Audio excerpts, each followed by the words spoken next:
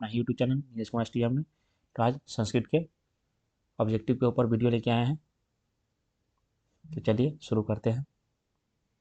और इस चैनल पर पहली बार आए हैं तो सब्सक्राइब जरूर कीजिए और लाइक जरूर कीजिए। चलिए शुरू करते हैं। आज हम देखेंगे अलस कथा, जो संस्कृत का पीयूषम, जो हमारा प्रथम पाठ है, प्रथम पुस्तक जो है उसका तीसरा चैप्टर है। तो चलिए शुरू करते हैं। चैप्टर का नाम है अलस कथा।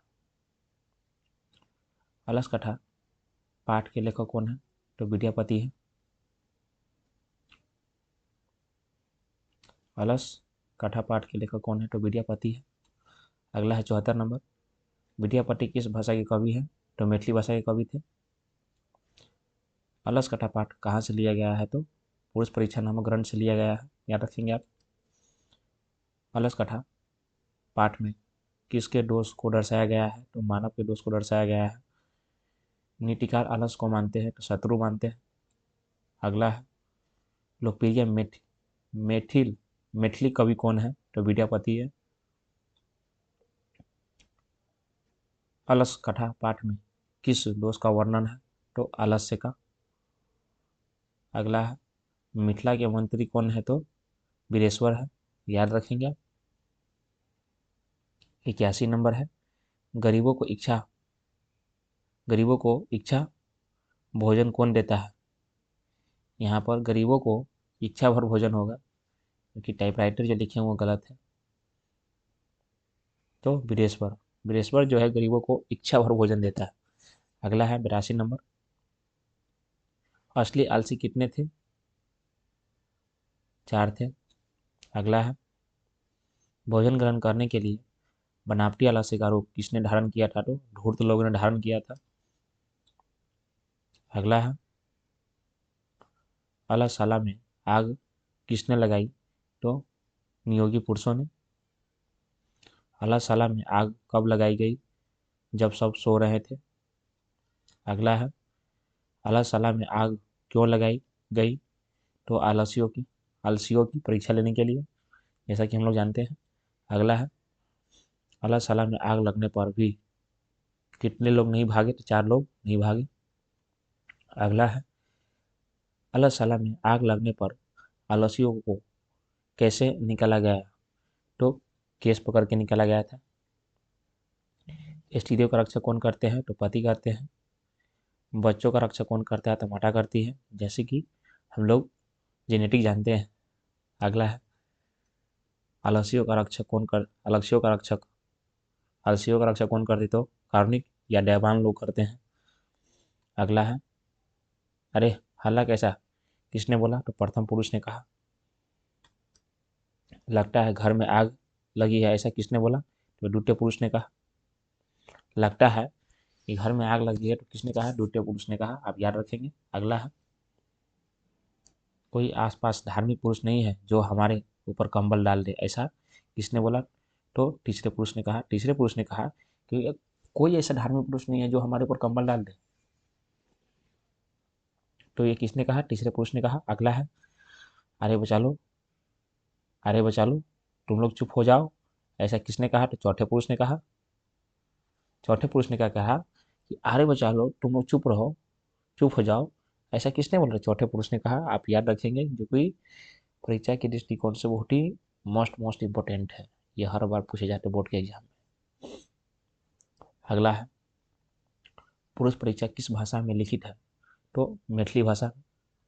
अगला है पुरुष परीक्षा का शिक्षा देती है, क्या शिक्षा देती है? तो दोष निराकरण का। अगला है कौन परिश्रम करना नहीं चाहते हैं? तो आलसी जो होते हैं ना, जो धूर्त लोग होते हैं, वो परिश्रम करना नहीं चाहते रहते हैं।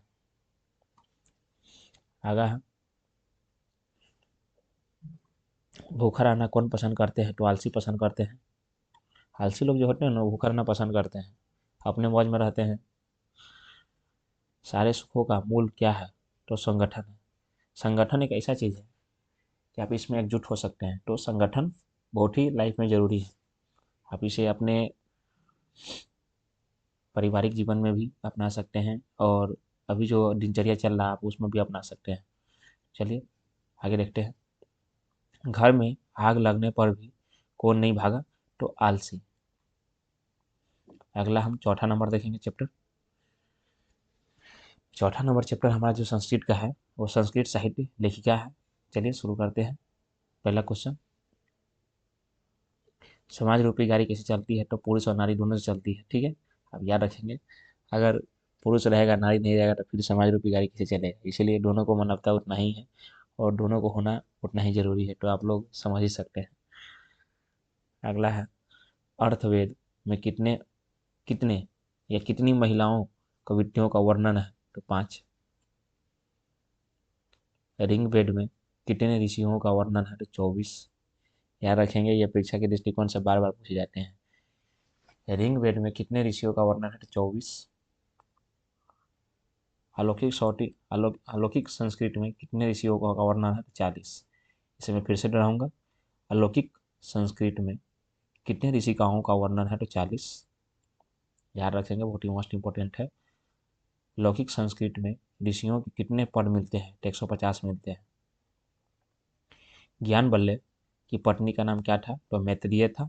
यह परीक्षा में बार बार पूछे जाते हैं, तो आप इस पर विशेष ध्यान देंगे। ज्ञान वल्लभ ने अपने पत्नी मैत्री को किसकी शिक्षा दी थी? तो 8 तत्व की शिक्षा दी थी। किसकी शिक्षा दी थी? 8 तत्व की। 8 तत्व की आपसे क्वेश्चन घुमा के पूछेगा तो आप क्या कहेंगे?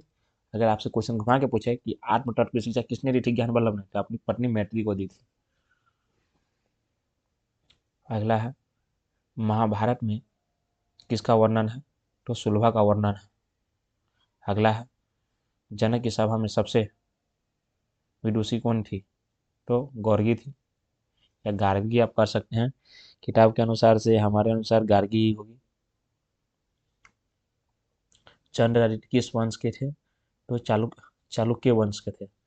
चंद्रादित्य जो थे वो चालुक्य वंश के थे। चंद्रादित्य की रानी का नाम क्या था? तो विजय भट्टारी का नाम था। अगला है, कपाल नारायण का काल था? तो 14वीं शताब्दी का। कंपन राय की पत्नी का नाम क्या था? तो गंगा देवी था। अगला है, मधुरा विजयम काव्य की रचना किसने की थी? तो गंगा देवी ने की। अगला है, अच्युत राय का शासनकाल था? तो 16 शताब्दी। 16 मतलब हो गया 16, 16 साल का था। अच्युत राय की पत्नी का नाम क्या था? तो तिरुलंबा ने। अगला है, तिरुलंबा ने किसकी रचना की थी? तो चंपू काव्य की रचना की थी। तिरुलंबा ने चंपू काव्य की रचना की थी, याद रखेंगे आप। आधुनिक ऋषिका में सबसे प्रसिद्ध क्या है? तो पंडिता छमाराव। अगला है, शंकर चरित की रचना किसने की थी? तो पंडित छमाराव। अगला है, सत्याग्रह गीता की रचना किसने की थी? तो पंडित छमाराव ने की। अगला है, सत्याग्रह गीता की रचना पंडित छमाराव ने किस के दर्शन से प्रभावित होकर किया था? तो महात्मा गांधी को किया था। अगला है, वनमाला भावालकर, मिथिलेश कुमारी मित्र इत्यादि किस काल की कवित्री है? तो वर्तमान काल की। अगला देखेंगे।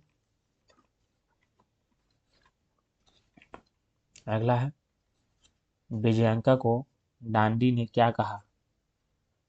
तो सर्व शुक्ला सरस्वती कहा। अगला है, सर्व शुक्ला सरस्वती किसे कहा गया है? तो विजयांका को कहा गया है। अगला है, संस्कृत साहित्य लेखिका किस पाठ का पाठ है? तो निबंध है। विजयांका किस शताब्दी में थी? तो 8वीं शताब्दी में थी। नगर विजयम के राजा ने किस भाषा को आरक्षण का प्रयास किया? तो संस्कृत का। नीति नीलो टपल श्यामा नीलो टपल श्यामा किसका किसने कहा? माफ कीजिएगा, नीलो टप श्यामा किसने कहा? किसने? यहाँ क्वेश्चन थोड़ा सा मिसप्रिंट है, यहाँ होना चाहिए नीलो टपल श्यामा किसने कहा गया? किसके द्वारा कहा गया? तो विजयांका के द्वारा कहा गया। यहाँ ये होना चाहिए था। अगला है, दार्शनिक के रूप में कौन वर्णित है, तो मैत्रेय। अगला है, अच्युतराय कहाँ के राजा थे, तो विजयनगर के राजा थे।